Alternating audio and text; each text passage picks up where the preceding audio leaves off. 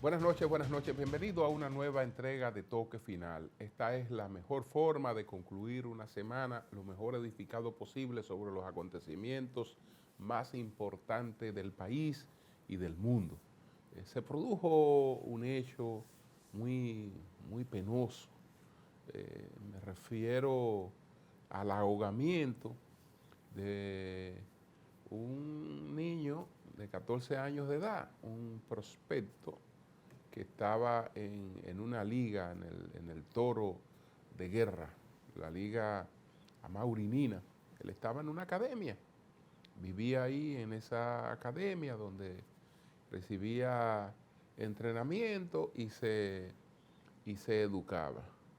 Y ya dentro de unos meses, en el próximo febrero, marzo, tenía mucha posibilidad de recibir un primer contrato, por lo menos de 4 millones de dólares, que cambiaba, digamos, la vida de su familia. Entonces, él salió con otros dos jovencitos en las proximidades, dicen que a marotear, se bañaron en una laguna y parece que ahí él se ahogó, Gustavo Talmaré.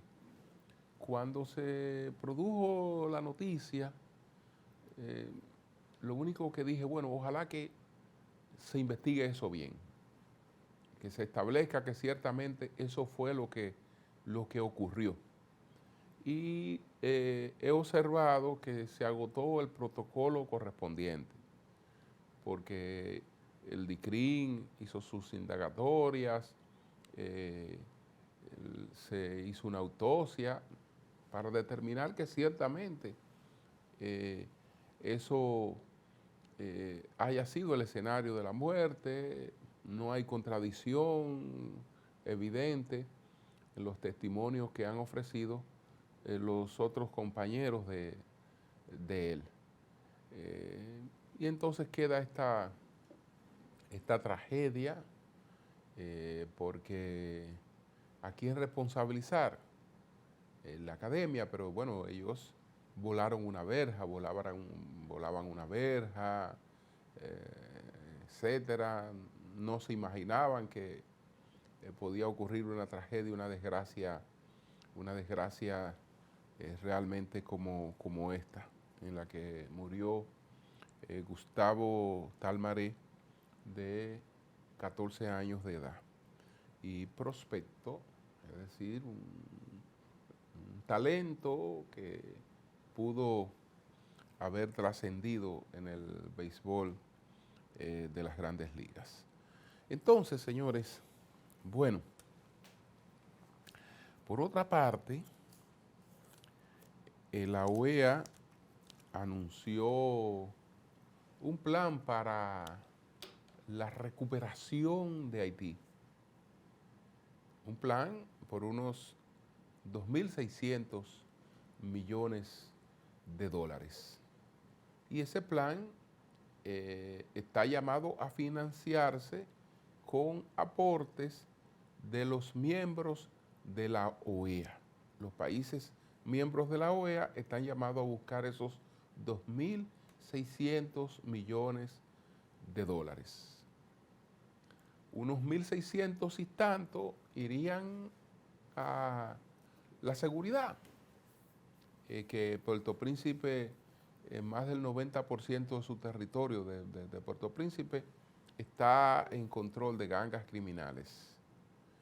Entonces, fortalecer todas las instancias que van a tratar de devolverle al Estado el monopolio de la violencia, arrancárselo a estas bandas que lo tienen, arrinconarlas, reducirlas a su mínima expresión.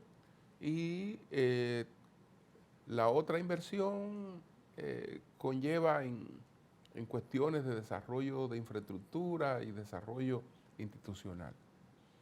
Muy bien, el asunto es que eso no pasa de ser una quimera, porque hay una fuerza multinacional de apoyo a la seguridad en Haití MSS, encabezada por Kenia, que su presencia no ha podido desplegarse de manera total porque no se han hecho el aporte de los recursos necesarios para eso. Entonces ahora 2.600 millones, pero ¿quién lo va a aportar?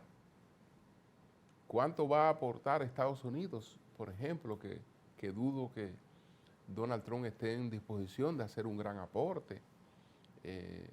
¿Cuáles son los otros países que van a hacer esos aportes? Porque la mayoría son países que no estarían en condiciones de hacer aportes de miles de millones de dólares. Entonces, ojalá que la ONU asumiera este plan y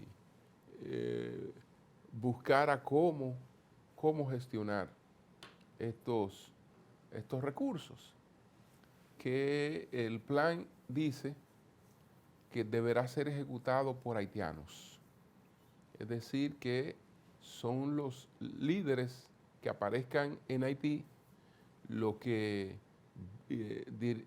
dirigirían este plan con la asesoría de organismos internacionales. Ese es otro asunto también que hace dudar, porque usted sabe lo que decía el expresidente Cedras, que para poner de acuerdo a 3 haitianos hay que matar 2. Entonces, esa es otra situación, porque es un país que desde sus primeros tiempos es un país segmentado por la cuestión del color, de los orígenes, pues acompaña a la gente toda la vida. Toda la vida. El que nació mulato es un mulato y no se vincula ni con blanco ni con negros. Es decir, mantiene su segmentación y su condición de mulata. Los blancos son una minoría que también mantienen su segmentación y los negros pues han dominado en gran medida los acontecimientos en ese país. Pero para los mulatos, esos negros no son haitianos, son africanos, porque entienden ellos que ellos son los únicos haitianos, los mulatos. Entonces, por eso es que eso es un país tan dividido. Si donde se reúnen 3 dominicanos, no hay un negro, no hay un blanco, hay 3 personas reunidas. Es decir, eso no acompaña a la gente, o una gente nació pobre y ha tenido una movilidad social, o está en clase media, o se ha hecho rico, sin ninguna limitación. Y entonces sus orígenes no le acompañan por sécula seculorum, como ocurre en Haití. Señores, hagamos una pausa, retornamos en breve.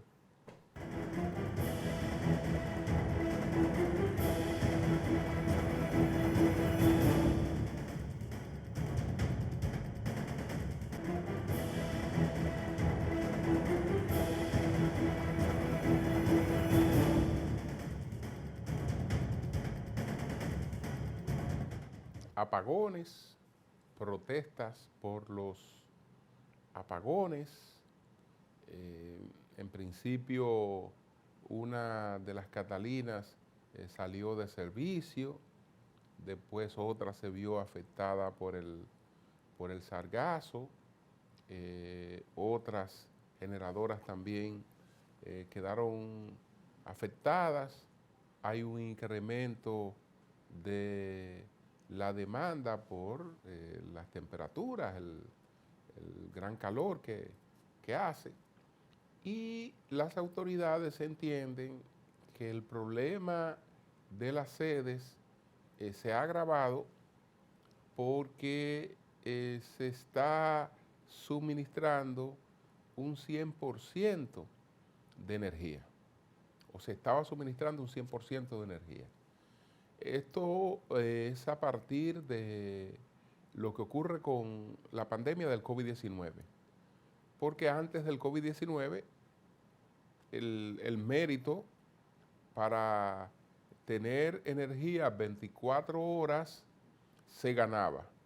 Los sectores que incrementaban los niveles de cobranza, que reducían la cantidad de clientes que no pagaban, llegaban a un nivel y ese nivel les hacía calificar para ser sectores que tenían energía 24 horas.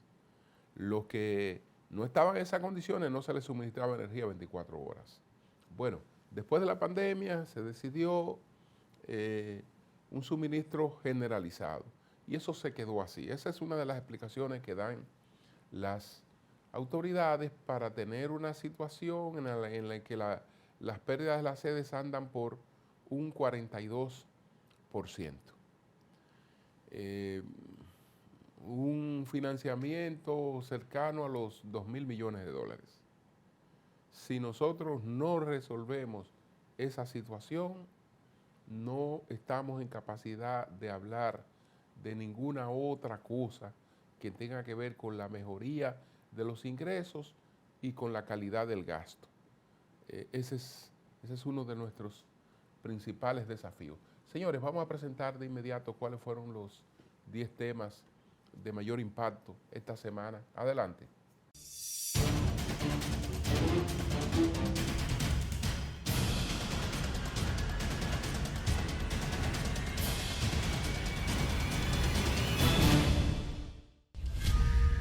Durante los últimos días, usuarios en diversas regiones del país han reportado molestos las interrupciones constantes del servicio eléctrico, exigiendo medidas inmediatas y eficaces para terminar esta situación que impacta en sus actividades cotidianas. Mediante huelgas, protestas y quemas de neumáticos, los ciudadanos buscan llamar la atención para que la energía eléctrica sea restablecida a su horario regular. Los usuarios han denunciado hasta 12 horas diarias sin luz, lo que afecta a sus negocios y seguridad local. Con los videos que circulan en las plataformas de redes sociales, los usuarios muestran la quema de neumáticos, marchas o caminatas pacíficas que realizan a la empresa distribuidora de electricidad EDES del país. Para citar, en el Distrito Nacional, Santo Domingo Este y Oeste, comunidades como Villa Juana, Villa Consuelo, San Luis, San Isidro, Villa Carmen, entre otros más, las quejas indican que fueron dejados a oscuras por más de 10 horas. De igual forma, en zonas del Cibao, la incomodidad por estas fallas eléctricas se mantiene desde hace varios días, causando protestas violentas en sus comunidades con el derribo de árboles, destrucción de objetos e incluso enfrentamientos con agentes de la Policía Nacional. De su lado, Celso Marrancini, presidente del Consejo Unificado de las Empresas Distribuidoras de Electricidad, CUET, explicó que la extendida tanda de apagones que cubre el país se debe a una inesperada salida de una de las plantas de la central termoeléctrica Punta Catalina, lo que crea complicaciones en las distribuidoras de energía eléctrica, de manera especial en horas de la noche. Marrancini detalló que el problema de Punta Catalina fue causado por una acumulación de sargazo, mientras el presidente Luis Abinader explicó que una de las causas de la avería, destacando el inesperado impacto del sargazo en la producción de electricidad, el mandatario se refirió a las críticas por los apagones, incluyendo las del Partido de la Liberación Dominicana PLD, y explicó que la demanda energética ha crecido significativamente.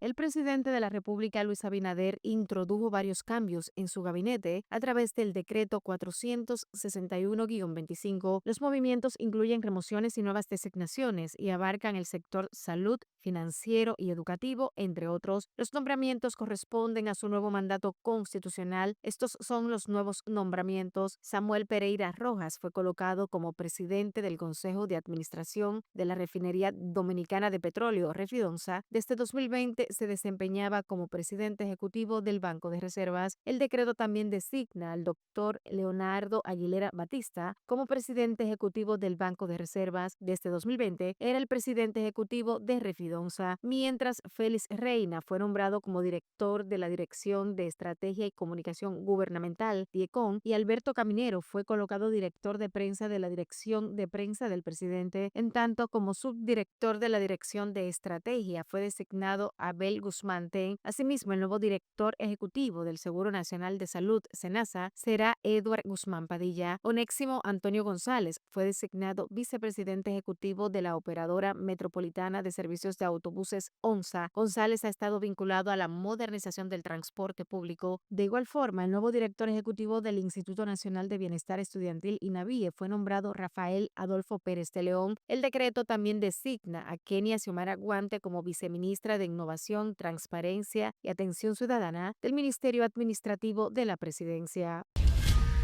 El inicio del nuevo año escolar 2025-2026, que inicia este lunes 25 de agosto, involucra alrededor de más de 2.6 millones de estudiantes del sector público y privado de los niveles inicial, primario y secundario. Tendrá como novedad principal la inclusión formal de un 30% más de niños a partir de los 3 años de edad. Igual se retomará de nuevo la asignatura de la moral cívica y ética aprobada en la Ordenanza 02-2025, que figura entre las metas que se estableció la Comisión de Seguimiento al inicio del año escolar, encabezada por el presidente Luis Abinader y el ministro de Educación Luis Miguel de Camps. A la fecha, de acuerdo con el director de Infraestructura Escolar, Roberto Herrera, han sobrepasado las 1.100 aulas que se propusieron entregar antes de que empiece el año lectivo. Identificaron además 915 centros para mantenimiento. De esos, 436 están en procesos de intervención a nivel nacional, lo que junto a las aulas móviles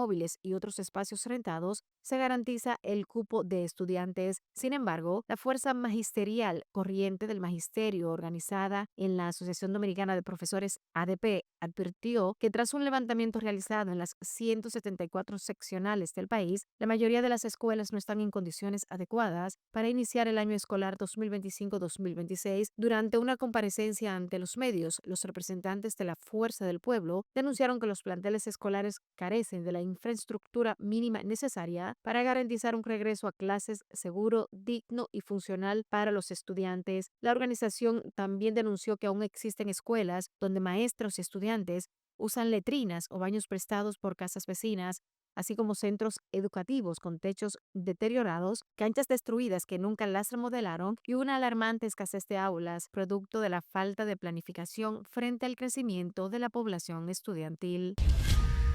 El Colegio Médico Dominicano reveló que alrededor de 20.000 nuevos médicos están desempleados de los más de 50.000 inscritos al gremio. Así lo manifestó el presidente del colegio, Waldo Ariel Suero, en un acto conmemorativo por la semana de aniversario del gremio. Son médicos fundamentalmente jóvenes, egresados de las escuelas de residencias médicas y muchos médicos generales, indicó Suero. El médico indicó que ante este escenario han planteado a las autoridades abrir el puente de empleos para el sector salud. La mejor forma de lograrlo es iniciando el primer nivel de atención primaria en el régimen subsidiado a nivel público. Ahí es donde tenemos los problemas más importantes de salud, reiteró. Ariel Suero indicó que el país necesitaría unas 6.000 unidades de atención primaria para implementar ese primer nivel. Con estos centros de atención se crearían unas 4.000 plazas para médicos familiares, pediatras y médicos generales, lo que representaría una gran apertura para estos especialistas, sostuvo. Suero añadió que otras formas de contribuir a la generación de empleos para los médicos serían integrarlos en las escuelas, cuarteles y centros comerciales.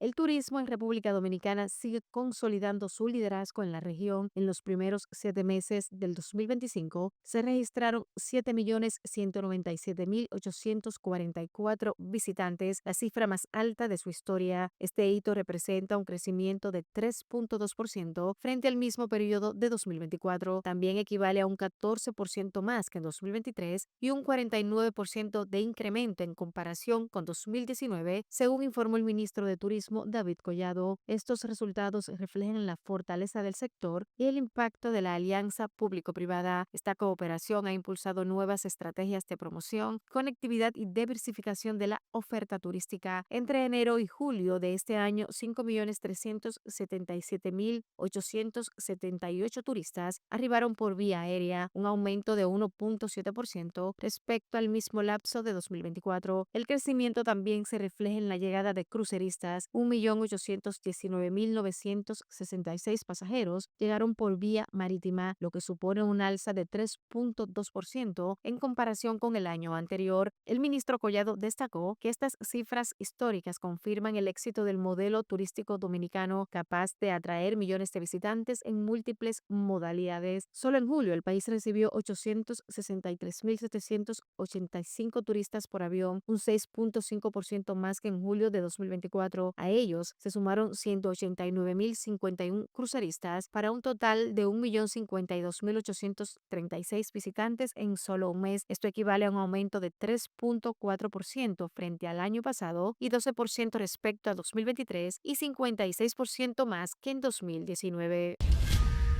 La Policía Nacional confirmó que Gustavo Talmaré, un prospecto de 14 años que estaba proyectado para recibir un bono cercano a los $4 millones en el mes de enero de 2027, falleció tras ahogarse en una laguna contigua a la Academia IPL de Amaury Nina en la comunidad El Toro del municipio de Guerra. Talmaré era reconocido por su habilidad con el bate y su dedicación en los entrenamientos, lo que lo había colocado en la mira de clubes y academias de desarrollo juvenil en el país. La Academia Amaury Nina lamentó el fallecimiento y explicó que tras un juego de práctica el pasado viernes, Gustavo Talmaré salió junto a 4 compañeros hacia una laguna ubicada a 40 minutos del complejo donde ocurrió la tragedia. El coronel Diego Pesqueira, vocero de la Policía Nacional, informó que Talmaré, un portento jardinero que residía en el barrio Los Frailes, expiró por asfixia por inmersión, tal y como se reportó preliminarmente. El cuerpo sin vida del joven pelotero fue recuperado por miembros de los organismos de socorro como el 911 y la Fuerza Aérea Dominicana, quienes trabajaron toda la noche y la madrugada del pasado sábado. Talmaré, reconocido por su entusiasmo y talento en el terreno de juego, formó parte de la selección dominicana que representó al país en la Serie del Caribe Kicks 2024 celebrada en Panamá, donde ganó el premio como jugador más valioso por ser líder en cuadrangulares. El cuarto tribunal colegiado de Santo Domingo Oeste condenó a 10 años de prisión al pastor evangélico Joan Manuel Castillo Ortega tras ser encontrado culpable de la agresión sexual de 6 niñas y adolescentes en Los Alcarrizos. Deberá cumplir la pena impuesta en el Centro de Corrección y Rehabilitación Najayo Hombres. Además, el tribunal le impuso una multa de 100.000 pesos a favor del Estado y una indemnización de 1 millón de pesos para las víctimas. Castillo Ortega fue acusado inicialmente de violar sexualmente a 2 hermanitas en el sótano de la congregación mientras se desempeñaba como pastor. De acuerdo al acta de acusación, Castillo Ortega utilizaba su posición de líder religioso como fachada para abusar de las víctimas, quienes se congregaban en su iglesia. El expediente a cargo de la fiscal Olivia Sosa detalla que el imputado se aprovechaba de la vulnerabilidad de las niñas para acosarlas e intimidarlas, las agredía con tocamientos en sus partes íntimas e incluso les mostraba sus genitales y les ponía películas pornográficas a las niñas que visitaban su casa para jugar. El senador del Distrito Nacional por la Fuerza del Pueblo, Omar Fernández, presentó su rendición de cuentas correspondiente a su primer año legislativo bajo el lema Más para RD, donde expuso los ejes de su programa parlamentario orientado al desarrollo económico, seguridad jurídica, innovación y bienestar social. En su discurso, Fernández destacó la presentación de 15 proyectos de ley, entre los que figura una iniciativa para el fomento de la inversión extranjera en el deporte. Según explicó, esta propuesta busca captar parte de los más de $500.000 millones que mueve anualmente la industria deportiva a nivel mundial, generando incentivos para la construcción de academias y el desarrollo de talentos en el país. El legislador también resaltó otras propuestas relevantes como la eliminación de los anticipos para MIPYMES, asimismo facilidades para que los dominicanos en el exterior inviertan en el país. De igual forma, habló sobre la exención del impuesto al patrimonio inmobiliario a adultos mayores con más de una una propiedad. En materia jurídica, el senador informó que ha sometido reformas al Código Procesal Penal, así como a las leyes que regulan el Poder Judicial y el Tribunal Constitucional, esto con el fin de agilizar los procesos judiciales y garantizar un acceso más eficiente a la justicia. El presidente de Estados Unidos, Donald Trump, se reunió el pasado lunes en la Casa Blanca con su homólogo de Ucrania, Volodymyr Zelensky, y con varios líderes europeos para conversar sobre las perspectivas de un acuerdo para poner fin a la guerra en Ucrania. La agenda de discusión se centró en los resultados que surgieron del encuentro que mantuvo Trump en Alaska el viernes pasado con el presidente de Rusia, Vladimir Putin, durante el cual, según dijo entonces el mandatario estadounidense, no se logró un acuerdo para un alto el fuego, pero se hicieron avances. Entre los líderes europeos que acudieron a la Casa Blanca se encontraban el primer ministro británico Keir Starmer, el presidente de Francia Emmanuel Macron, el canciller de Alemania Friedrich Merz, la primera ministra de Italia Giorgia Meloni, la presidenta de la Comisión Europea Ursula von der Leyen y el secretario general de la OTAN Mark Rutte. El encuentro se realizó en distintas etapas. Trump se reunió primero con Zelensky y con la delegación ucraniana, y luego ampliaron el encuentro para incluir a los líderes europeos. Trump también aseguró que su país trabajará con todos los involucrados para asegurar que haya una paz duradera en caso de que se logre un acuerdo para poner fin a la guerra en Ucrania. El mandatario estadounidense dijo que durante su conversación telefónica con Putin se discutió la posibilidad de que se celebre una reunión entre el mandatario ruso y Zelensky. Estados Unidos envió 3 destructores Aegis de misil guiado, además de submarinos y aviones, hasta el límite del mar territorial venezolano. El envío forma parte de los esfuerzos del gobierno de Donald Trump por enfrentar y derrotar a los carteles latinoamericanos de drogas designados por la administración estadounidense como organizaciones terroristas internacionales. El ejecutivo de Trump tiene contemplado destacar sobre el terreno a 4.000 marines en un intento por combatir las drogas y el narcotráfico en la zona sur del Caribe. Las movilizaciones incluirían aviones de espionaje P-8, acorazados y submarinos de ataque. La decisión se suma a un conjunto de medidas impulsadas por la administración de Trump para reforzar la presencia naval en el Mar Caribe y ampliar la persecución de organizaciones criminales que Washington considera una amenaza para su seguridad nacional. El Departamento de Defensa estadounidense había comenzado días atrás el despliegue de fuerzas aéreas y navales en esa zona marítima, luego de que el presidente Trump firmara en secreto una orden que autoriza al Pentágono a utilizar operaciones directas contra grupos narcotraficantes en el exterior. La presencia de los destructores en aguas cercanas a Venezuela se suma a otra medida adoptada por Washington, la recompensa de $50 millones ofrecida a principios de agosto por información que permita la captura de Nicolás Maduro. El mandatario venezolano está acusado por la justicia estadounidense de mantener vínculos con el narcotráfico. Como respuesta, Maduro anunció un despliegue interno de gran magnitud. El presidente venezolano ordenó la activación de más de 4.5 millones de milicianos en todo el territorio. La milicia, creada durante el gobierno de Hugo Chávez, está integrada por unos 5 millones de reservistas, según cifras oficiales, y se convirtió en uno de los 5 componentes de la Fuerza Nacional Bolivariana.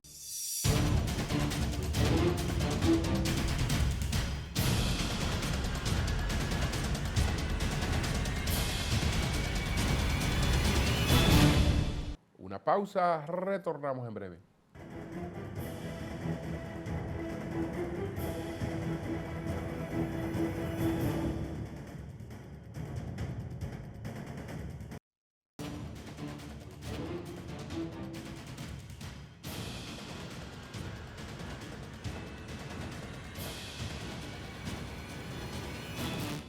¿Qué va a pasar en Venezuela?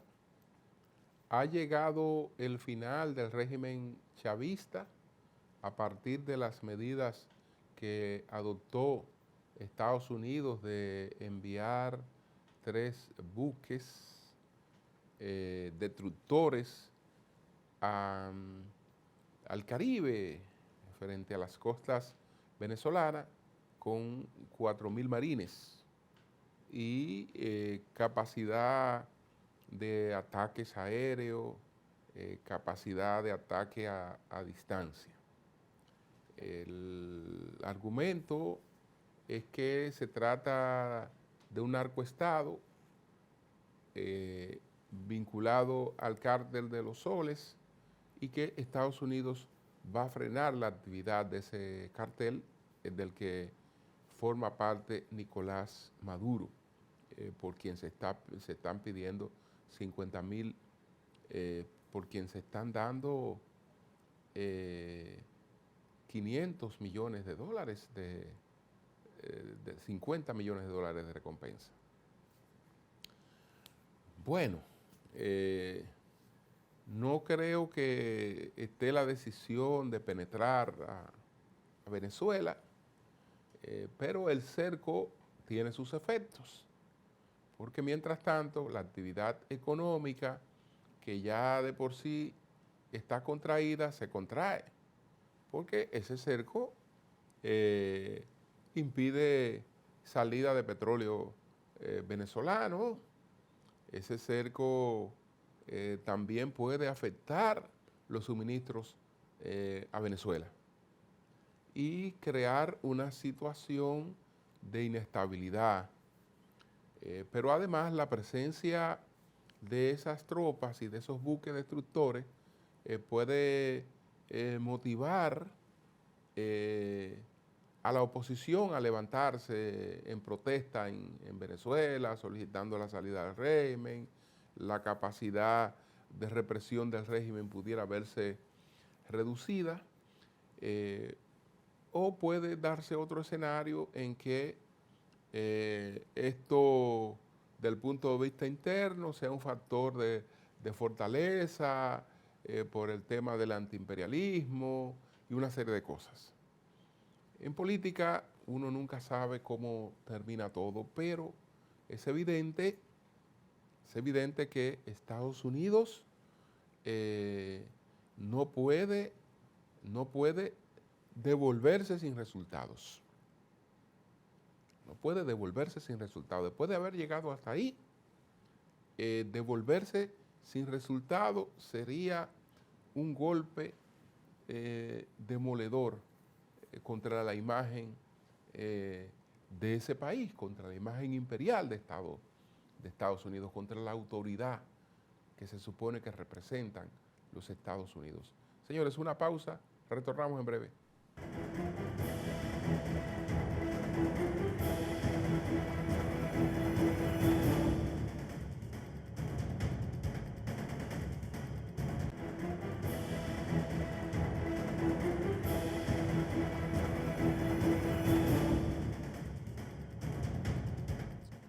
Y dale con la principal preocupación de estos días de los dominicanos, que son los apagones. Pero no nos quedemos en los apagones, hablemos de la situación de la industria eléctrica. Por eso nuestro equipo formuló las 3 preguntas al ingeniero Bernardo Castellanos. Adelante.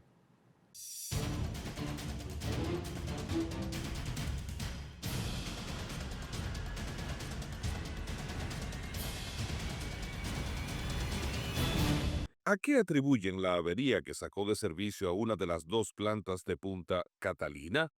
¿Y cuál es la situación de la oferta de generación versus la demanda?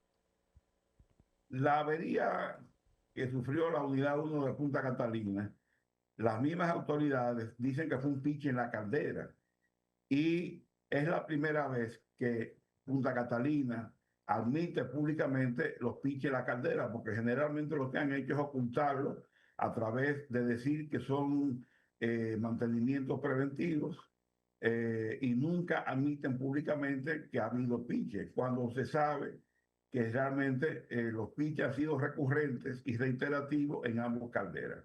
Las causas son múltiples y yo podría enumerar cuáles son las posibles causas de un piche en la caldera, pero sería especular. Aquí lo que procede es que las autoridades hagan una investigación profunda y determinen el por qué la recurrencia de tantos piches en Punta Catalina, en las 2 unidades, en las 2 calderas. Ahora, para mí, en el caso particular de lo sucedido, lo que sí me llama la atención es la declaración pública que hace Punta Catalina cuando dice lo siguiente: desde la empresa generadora eléctrica Punta Catalina se informó que se trabaja en 12 tubos de la caldera a los cuales se le incrementará el espesor mediante procedimientos de revestimiento y soldadura, en colaboración con los representantes del fabricante del equipo. Esa información pública que da Punta Catalina y oficial, a mí lo que me dice es que no cambiaron los tubos que tenían averías, que tenían los piches, sino que hicieron lo que comúnmente conoce el pueblo como un remiendo. O sea, remendaron los tubos, aumentándole el espesor y con soldadura, cuando lo correcto hubiera sido cambiar esos tubos averiados e instalar tubos nuevos. Entonces yo me pregunto, ¿por qué no reemplazaron los tubos afectados, averiados con piche, por tubos nuevos? Entonces a mí me surge la duda de que quizás, y en esto estoy especulando porque no tengo informaciones precisas, de que no instalaron tubos nuevos porque no tenían tubos nuevos en el almacén de Punta Catalina. Y si ese fuera el caso, eso sería una situación muy grave, porque Punta Catalina, por la capacidad que tiene y la magnitud de esa central y la inversión que se ha hecho, que costó al Estado entre 2.500 y 3.000 millones de dólares, no es posible que no tenga tubos de caldera en el almacén como repuesto.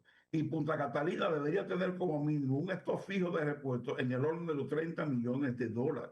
Entonces sería bueno que las autoridades de Punta Catalina inviten a los periodistas para que le enseñen el almacén de repuestos y vean qué repuestos tiene Punta Catalina en la actualidad y que digan el monto en dinero de esos repuestos y por qué hicieron un remiendo y no instalaron tubos nuevos.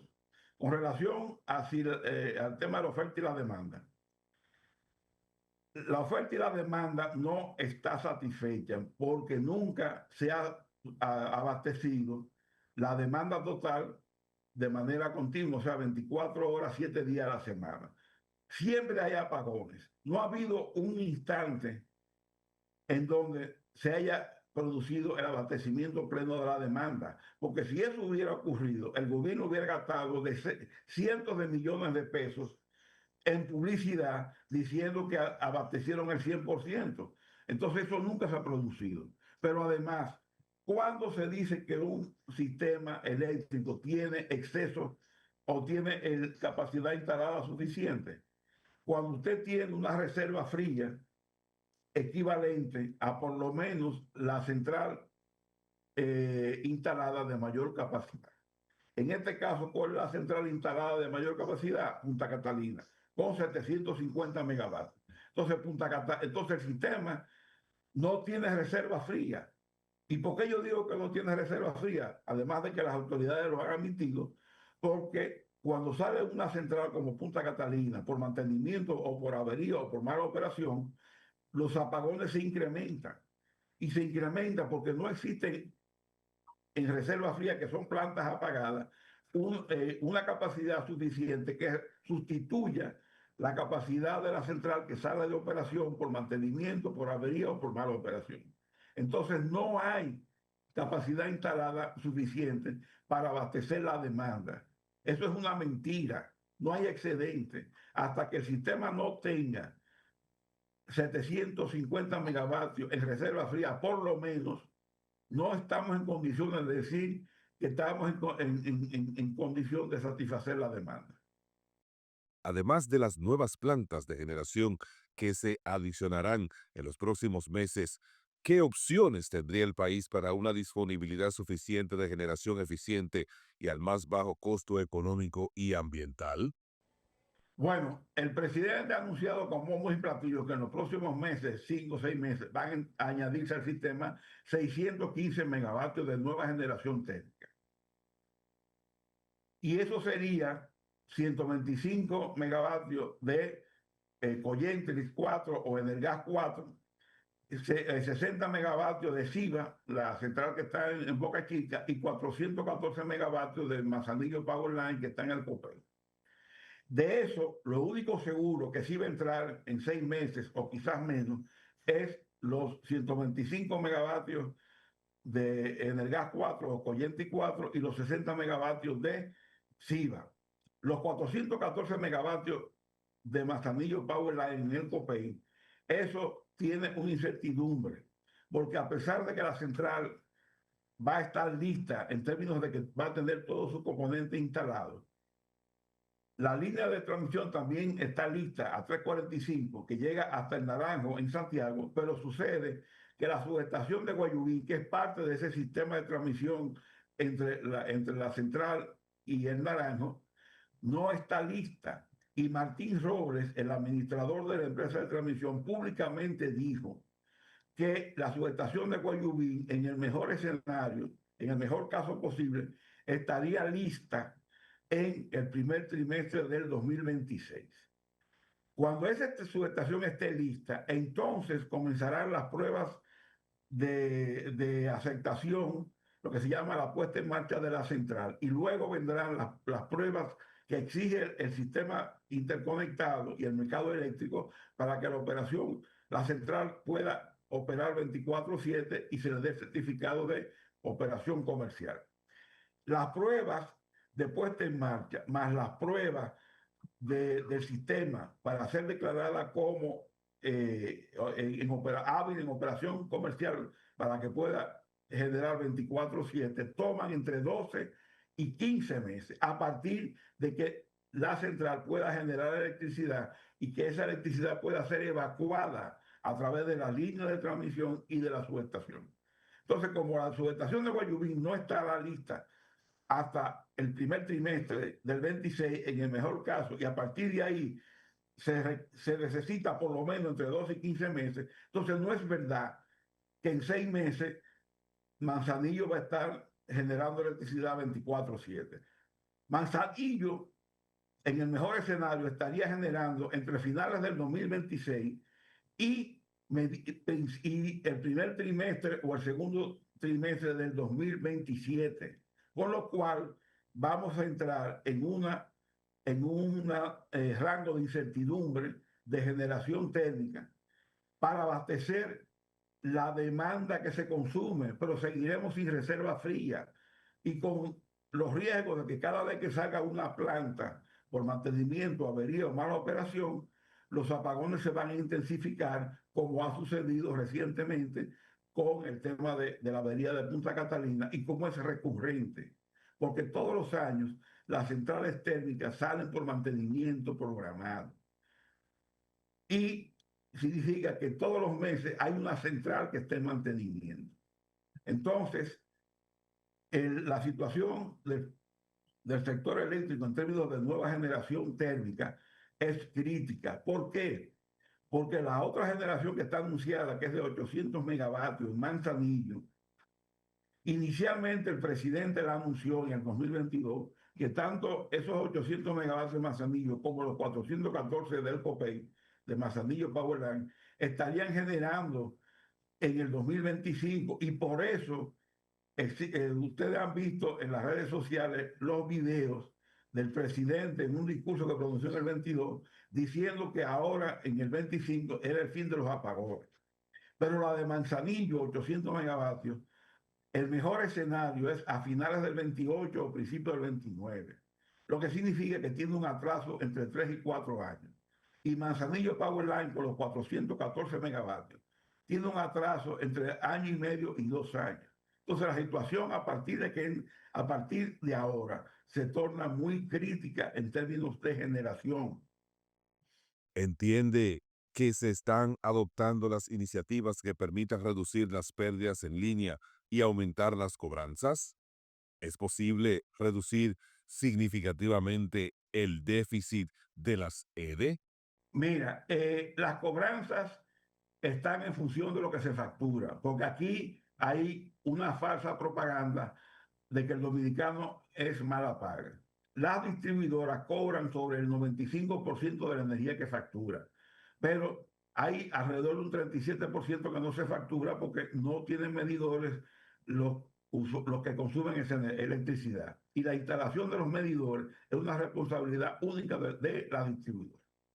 Entonces, este gobierno ni siquiera ha podido cumplir con la promesa de campaña que está en su programa de gobierno de que iba a dedicar como mínimo 180 millones de dólares anuales solo para inversión en reducción de pérdidas. El año pasado fue donde se alcanzó, se superó esa cifra que se invirtieron 200 millones de dólares. Pero es de conocimiento público que las distribuidoras ni tienen contadores, ni tienen transformadores, ni tienen cables para la operación del día a día. O sea, para los nuevos clientes que se incorporan por temas de apartamentos nuevos, casas nuevas, todo el desarrollo inmobiliario que hay en Santo Domingo y en Santiago, que demandan de nuevos contadores y de nuevos transformadores y de transformadoras que están sobrecargados que tienen que ser sustituidos. Entonces, sin inversión no va a haber nunca solución al tema de las pérdidas ni al tema de las transferencias cada vez más grandes del sector eléctrico, que el año pasado tuvimos el récord de 1.800 millones de dólares transferidos al sector eléctrico, la cifra más alta en la historia de la electricidad en la República Dominicana. Y el 2024 fue el año donde se alcanzaron las pérdidas mayores en toda la historia del sector eléctrico en la República Dominicana, donde alcanzamos 42%. Y venimos del año 2019, donde las transferencias fueron 500 millones de dólares y las pérdidas fueron 29%.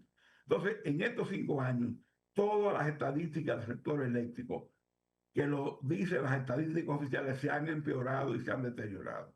Entonces, este año se dice que va a haber una inversión récord.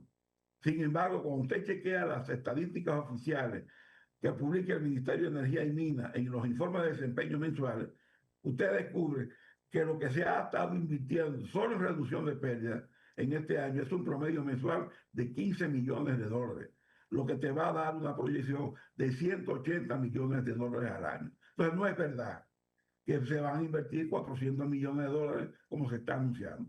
Entonces, mientras no haya inversión, seguiremos con el viacrucis de las altas pérdidas y de las altas transferencias y de los apagones, porque los apagones nunca han cesado. Y ahora, si ustedes se dan cuenta, ¿dónde están dando los mayores apagones? En las zonas marginadas, en los barrios y en el interior del país, que es donde se concentran las mayores pérdidas. En consecuencia, yo digo que los apagones que se están dando hoy día, fuera de lo de Punta Catalina, son apagones financieros, porque solo afectan a las zonas donde hay mayores pérdidas, inclusive ahora con la avería de Punta Catalina.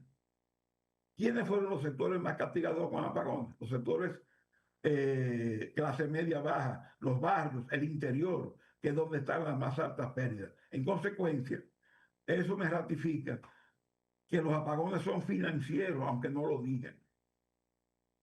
Mientras no se invierta dinero, por lo menos 1.500 millones de dólares en 3 años, solo en reducción de pérdidas, aquí no van a bajar las pérdidas, porque las pérdidas este año siguen al mismo nivel del año anterior. Y lo que se proyecta de transferencias para el sector eléctrico, lo que está programado es una cifra similar a la del año pasado, que se sabe que cuando venga el presupuesto complementario va a aumentar. Y lo que se estima es que pudiera terminar este año la transferencia en el orden de los 2.000 millones de dólares, con lo cual estableceríamos un nuevo récord. Sí.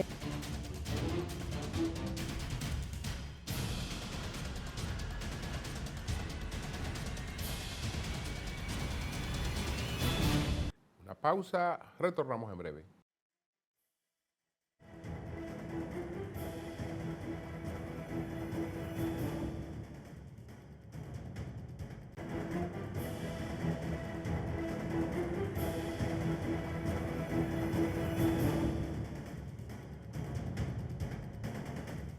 Ya apareció la primera señal de lo que busca el gobierno con la designación de Magín Díaz como ministro de Haciendas, de Economía y Haciendas. Relanzar un poquito la economía, reanimar la economía. Por eso, inmediatamente, Hacienda ha producido una reformulación presupuestaria. Y esa reformulación presupuestaria busca incrementar la inversión en obras de infraestructura en lo que queda de año, acelerar la inversión de obras de infraestructura en lo que queda de año. Se aumenta un poco el déficit, pero se aspira con ese aumento del déficit a animar la actividad económica, que se generen empleo, que las ventas suban, para que la economía busque un crecimiento final por encima de un 3%. Eso es de lo que se trata por lo menos este año. Ya cualquier cosa será en función de la proyección del próximo presupuesto, porque parece que también vienen otras cosas, pero en lo que va de año, esa reformulación del presupuesto que busca reanimar la economía es lo que tendremos por el momento. Buenas noches.